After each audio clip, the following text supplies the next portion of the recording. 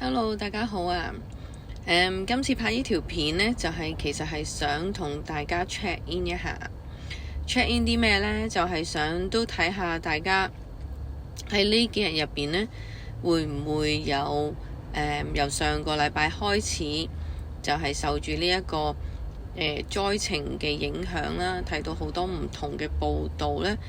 而都有自己感到有一種好莫名其妙嘅傷感，一種嘅悲痛，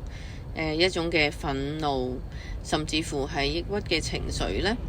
而呢一種嘅感受呢，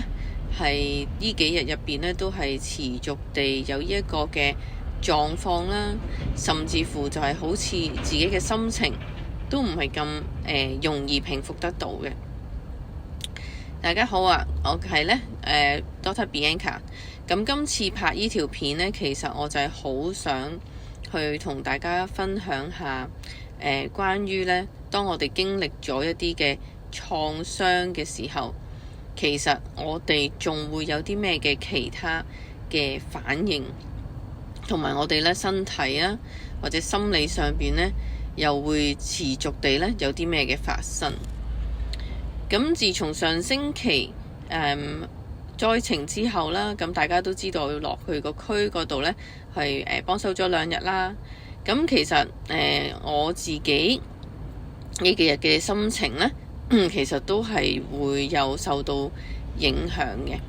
咁當然係咪嗰個災情嘅發生都會令到人哋感覺到好悲痛啦。雖然我哋未必係當時嘅居民，但係同樣地，我諗我哋整個香港去見證住呢件事嘅發生，其實某程度上對我哋嚟講都係一種嘅創傷嚟。咁喺呢個有呢種創傷同埋悲痛啊、哀傷嘅感覺嘅時候呢，咁我就留意到自己呢幾日呢嗰個情緒呢，都係會特別失落啦，甚至乎都會呢傾向有一啲嘅抑鬱嘅情緒。咁呢個我自己知道呢係一個正常嘅反應嚟，因為亦都需要時間俾自己去調適嘅。而係我發現到一樣嘢就係，咦？但係似乎呢，我入邊呢一種嘅感受呢係多咗嘅意思係啲咩呢？咁樣就係話啊，其實發生呢一件事，當然我係會感覺到即係哀傷同悲痛，而係我感受到自己入邊所滾動嘅情緒呢，係好似係過多咗嘅。OK， 咁作為一個心理學家呢，係咪當自己嘅情緒有呢啲咁嘅反應嘅時候，當然我哋會思考啦。咁喺思考之前呢，咁我亦都係喺呢幾日入邊呢，亦都好感恩呢，我身邊即係有親人啦，亦都有朋友啦，係俾我呢去傾訴啦，甚至乎就係呢將我自己嘅情緒呢，係咪就係卸咗落去俾佢哋。咁我都感恩佢哋又幫我承載住，而令到我呢可以慢慢咁樣去復原。咁所以第一個點就係想話俾大家聽，其實原來心理學家都係人，咁其實我哋都係會有呢啲咁樣嘅情緒反應。只不過我今日想同大家分享嘅就係喺我思考嘅過程入邊呢，我明白到同埋我意識到呢，就係今日好想同大家分享嘅。原來當一個人去經歷咗一啲嘅創傷啊，或者一啲悲痛、哀痛嘅事嘅時候，某程度上因為呢件事呢，亦都係呢連帶地呢提起咗喺我哋大腦入邊呢曾經感受過一啲嘅創傷、哀痛、悲痛嘅經驗嗰條路軌呢，就會突然之間呢着咗燈啦。咁正正就係因為咁樣呢，其實我係想同大家分享，當我哋係經歷緊一件咁樣嘅事嘅時候呢，原來如果你同我一樣都有發覺自己呢幾日嘅情緒係比較波動，甚至乎失落、抑鬱，亦都係嗰個情緒呢係比較強烈嘅話呢，其實好可能你同樣地呢都係一樣，因為你嗰個嘅承受創傷啊、悲痛、哀痛呢一條咁樣嘅路徑喺你個大腦入邊呢，就着咗燈。咁着咗燈係咩意思呢？原來當每一個人去經歷呢啲事嘅時候，我哋嘅身體啦、我哋嘅心理啦、我哋嘅潛意識啦、無意識啦，我哋每一個細胞都係會有記憶嘅。咁所以當我哋去重新再一次感受呢一個咁特別，係咪啊？咁深刻嘅感覺時候呢，其實亦都連帶會將我哋以前嘅一啲嘅傷痛經驗啦、悲痛或者哀傷嘅經驗呢，係會連帶咁樣呢，就係攞咗出嚟嘅。攞咗出嚟呢，好可能呢，只係一個嘅感受啦，我哋未必係好清楚發生咩事啦。咁確實係要經過自己呢，去思考一下，問自己一個問題啊，其實我而家呢一種咁樣咁傷感嘅感覺，其實對上一次係幾時呢？咁我就係因為問自己呢一個咁樣嘅問題，第一我就係發現咗原我呢個咁樣嘅情緒反應係過分咗啦。當然亦都有令到即係身邊嘅人即係有少少嘅 suffering 啦，亦都用咗我朋友嘅時間係咪去聽我訴苦啦。咁但係呢點點滴滴呢，就係喺我自己去傾談嘅過程呢，我發現原來呢一種嘅感受啊，係同我自己2年前所經歷嘅創傷呢嗰個感受，當時嘅感受係好類似。當時嗰個感受同今時今日個感受當然唔同啦。今次係唔係發生喺我自己身上，但係就係因為唔係發生喺我自己身上，而當我哋去共情嘅時候呢，我哋其實每個人嘅焦點係唔同嘅。而我嘅焦點呢，當時或者甚至乎而家就係我覺得Joyman 佢哋痛失咗自己嘅家園啦。咁我覺得佢哋對於自己嘅將來係咪點樣去重建自己嘅屋企，自己嘅人生，係咪自己嘅一個家，係有一個好強嘅無力感。咁而正正呢，就係因為我意識到呢樣嘢，我就發現原來我2年前呢，同樣地都係有同一個感受。因為一夜之間呢，當時嘅我會形容係覺得即係我嘅人生係顛覆咗啦，一夜之間就成個家庭可能係散咗，冇晒嘢啦。我其實係要帶住小朋友，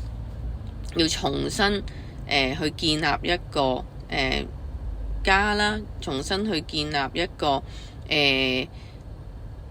對於未來同埋將來嘅路啦。咁而正正呢，都係差唔多呢個時間。我今日諗翻起，就係11月尾12月頭呢段時間。咁所以呢，其實好明顯呢，就係因為我條路徑着咗燈，而當時嘅情緒感受當然啦，而只係2年係未完全修復啦。而當時嘅感覺呢，就湧翻晒上嚟，而呢個湧翻上嚟嘅感覺呢，正正就係好強烈地呢，係令到我感受到對於我自己嘅將來同我小朋友嘅將來有一種好強嘅無力感，係一種對將來嘅無力感。咁所以其實2件事呢，你會見到呢係可以串連起嚟嘅。咁點解會咁樣同大家分享呢？就係因為其實每一次當我哋經歷傷痛嘅時候，OK，尤其是少少嘅傷痛都可能會着少少燈啦。但如果咁大嘅傷痛嘅時候，我哋要問下自己，若果你感受到你嘅情緒係好似真係解釋唔到點解我不斷咁喊，我好似控制唔到自己咁樣，我好似係唔能夠平復到自己嘅心情，你要問一問自己，對上一次你感覺到好悲傷、好傷痛、好哀痛嘅時候，究竟發生緊咩事？當時係咩情況？當時你係咩感受？因為每一個人其實唔同，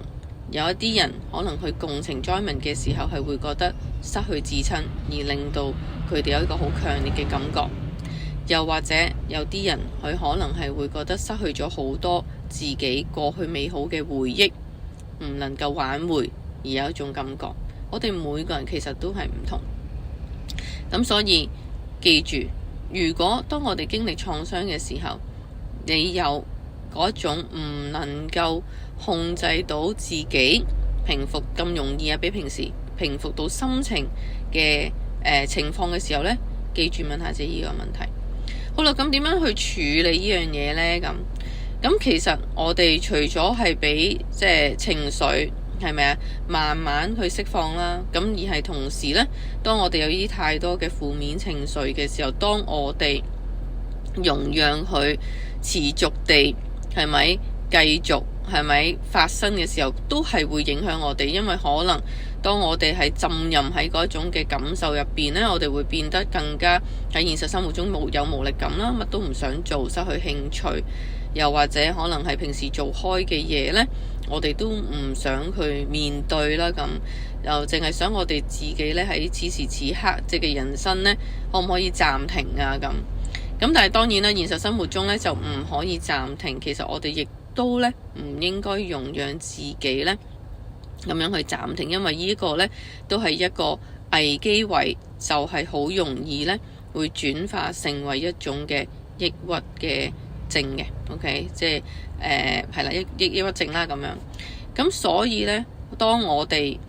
唔想自己係咪就住呢一件事trigger咗好多自己以前過往嘅感受而跌落一個情緒嘅谷底嘅時候呢，我哋必須要呢盡快 pick up 自己，盡快呢去揾一啲對於我哋嚟講呢係有我會叫做 constructive， 即係有建設性嘅嘢做。例如好似我自己咁啦，我今日其實都係朝頭早嘅時候仍然係情緒上邊呢係比較低落啦。咁而係我做嘅嘢就係我即時喺好低落嘅時候，我同自己講，我一定要呢好積極地呢揾一啲嘢做，揾一啲嘅行動去做。咁所以呢，我就自己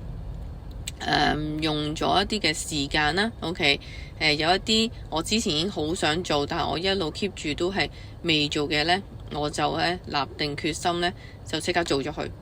咁啊，連續地一連做3份。咁做完嗰3份嘅時候，其實呢，我自己嘅能量啦，我自己嘅心情啦，就上返嚟啦。上返嚟嘅時候，我再問自己，再清晰地諗啊，究竟其實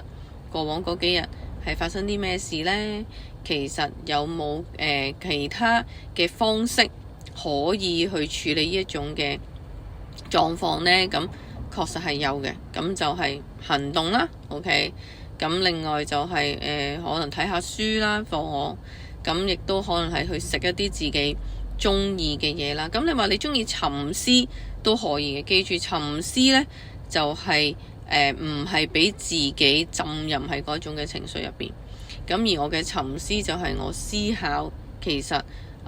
我究竟對上一次咁有呢個無力感嘅時候係幾時呢？咁樣。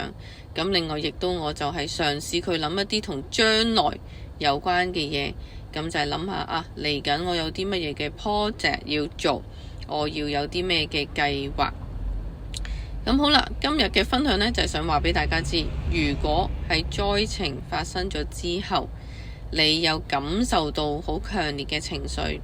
而呢種嘅強烈情緒呢，係持續地冇慢慢去減少，或者就算有減少，你覺得自己個心情都唔係能夠咁容易平復下落嚟呢，咁你就要問下自己一個問題，你對上一次有類同嘅感受，咁深刻嘅感受，咁強烈嘅感受係幾時？當時發生咩事？而當時你有呢個感受最主要嘅原因係啲乜嘢？同你今次睇到災情嘅時候係唔係一樣？咁第二呢，第三就係其實我哋要盡快去做一啲嘢，令到自己嘅情緒呢係停留喺嗰一個位，唔好再俾佢落去情緒嘅谷底。我哋一定要自己 pick up 做一啲嘢，係令到自己呢提升翻個行動力，係咪？就算好簡單，我哋作息定時，食嘢定時，係咪？咁做翻平時生活嘅節奏，OK，千祈唔好 skip。咁其實已經係可以好大幫助啦。我希望今日呢一條片呢，同大家 check 一下，大家都可以呢有機會去檢視一下自己啦。又或者如果你留意到身邊嘅人有呢種情況，都可以好似我頭先教大家一樣呢，去對佢哋提問一下，佢呢種嘅傷感感覺有冇似曾相識？而呢種似曾相識嘅感受係幾時發生嘅呢？咁亦都可以提議下呢，有啲乜嘢嘅行動係可以做嘅。希望幫到大家，下次再見，拜拜。